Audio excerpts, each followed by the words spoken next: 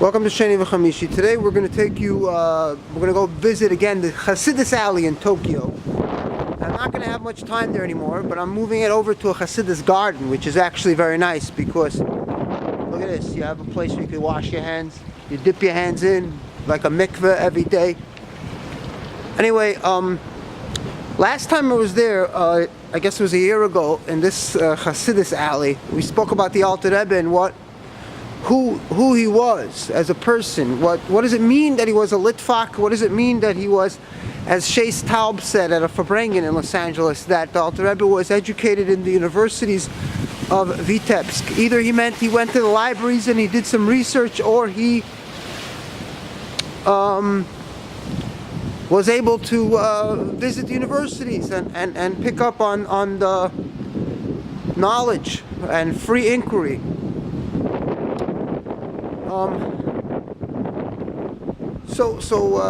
A hot topic today was Gehenim.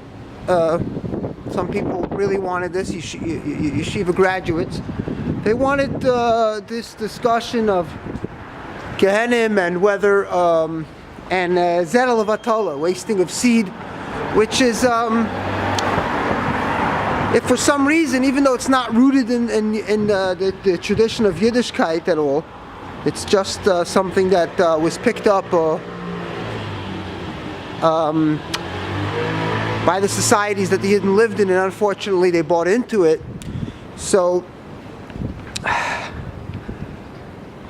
best way to approach it. The Alter Rebbe does say that it's not mentioned in the Torah. However, it is a very big avera, and but at the same time, the goal of the analysis is that didn't the Alter Rebbe know this was nonsense, and that this it doesn't make sense to begin with. Alter Rebbe was a Litvak, he was rational, he was logical, he knew how to approach things from the halachic way, and the halachic way doesn't have any issue because what about a person who's married and you're not having children? Is that considered wasting of seed? They say if you don't make a baby out of the seed, this is just some people speculating, some people having these thoughts. These were theologians that would think out loud irresponsibly, and they wouldn't understand the cause that this would have on and the damage that it would lead many people, believers, especially young, impressionable minds.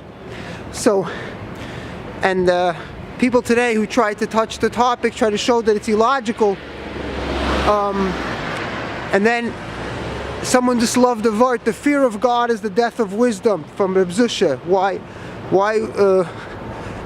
people are surprised that it's a Chassidic vart, but in fact Chassidim were the best thinkers within religion, which meant that they considered religion to be important, but and at the same time they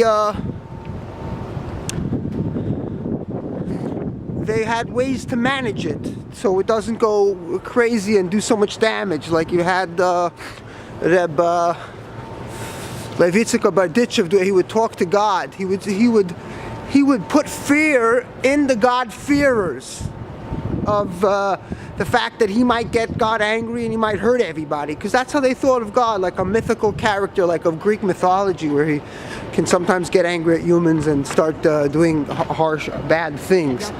So he would speak to God like, you're talking to some, like you're storming City Hall, like as if it's like some democratic system. And these people always thought of God like some dictator, and everything was like so dangerous and scary to them. It was Yiddish Shemayim, back in the old-fashioned way, So, and the gift of Hasidism is that when you're set up, when there's a system and the rules are set up that you can't break out. You can't say, oh well, this doesn't make sense, so we'll just leave it alone. Because the minute you say that, you're the bad guy, you're the outsider, and something's wrong with you. So Hasidim went from the inside, as opposed to people who were just free thinkers, who said, what's this whole nonsense anyway? And they would just keep their children clear from this. So it's similar to today, where people are, from mechanchim, and you can see that their goal is just to alleviate human suffering within the Orthodox system. They're not trying to go to universities and deal with enlightened and well-educated students and show them how to not worry about different God phobias and mental stress that they have and anxieties, because they don't have it. So they're trying to deal and softly and carefully deal with what's happening with from the world in a way that they're not called to not be courteous. So you have to tone a fine line where you have to say the truth, but you have to do it very smoothly.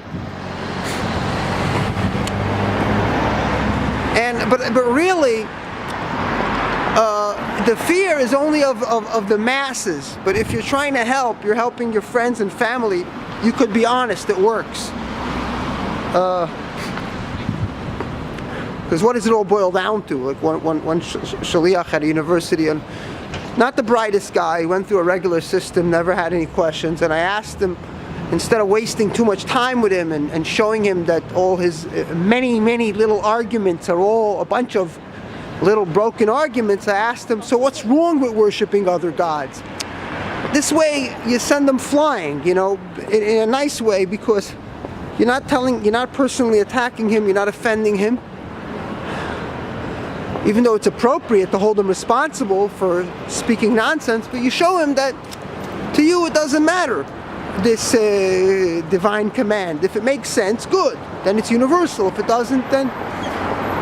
So what did the Alter Rebbe actually believe? So you see that as much as he seems to be a regular Orthodox guy with all these beliefs, at the same time, he's trying to alleviate people's pain, and he's saying to them a little bit of stress on this world alleviates a lot of pain in the next. And he says that the Zohar, which says you can never do tshuva on Zera Livatolo, if you did it anyway, it happened, it worked, you did tshuva. Here's nice people, they want to understand some Tanya. They also need Tanya, they're laughing. So the Alter Rebbe says that this guy looks just like Jaffe, a student that was getting close to Chaim Shalbrook in CSUN University. Look at this girl catching a taxi, that's beautiful. So he reminds me of Jaffe, he was getting close to Chaim Shalbrook, and on Shabbos at the Minyan, when I was laning, I explained to him that you're hanging out with a mystic, and only stupid things could come from that. So anyway, so the Alter Rebbe says that if you did Zera Livatolo, that's one thing. He says im dochak v'asa tshuva, if you did tshuva anyway, which makes zero sense to the argument. The Zohar makes a claim. No one knows, no one knows the source of the Zohar in terms of what is it? Is it someone's imagination? Which that's exactly what it is. But we're talking about from a believer's point of view. He thinks it's divine information, and then the Alter Rebbe just says, yeah, it says you can't do tshuva, but if you did it, you did it. So you understand, and im dochak v'asa, and he goes, yeah, God was nice and he didn't mind, and he changed the laws of nature, and for God everything's possible. It's a great way to be inside the system and help someone from within without having to straight up laugh and say this whole thing is nonsense.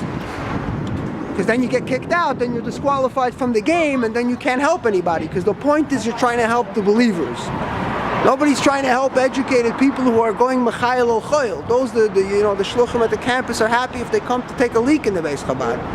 We're trying to help these kids who are just gullible, and you'll be surprised that as high as the IQ of a person is, it's very likely a person could be gullible, and the experiences with myself. And then the Alter Rebbe talks about Gehenna, and the mystics were trying to tell people that everybody goes to Gehenna. The Christians were saying, you get saved. And they have a whole debate for centuries until today, who's going to get saved and not, and how do you get saved? Is it by your acts? Is it by God? And the mystics were saying, no, everyone has to burn a little bit to be clean up the neshama, which scares the shit out of these gullible humans. So the Alter Rebbe says, no, any stress you had in this world will take off a lot of the pain and Gehenna of the other world. So he's not completely denying it. He's not saying, nah, no one's burning.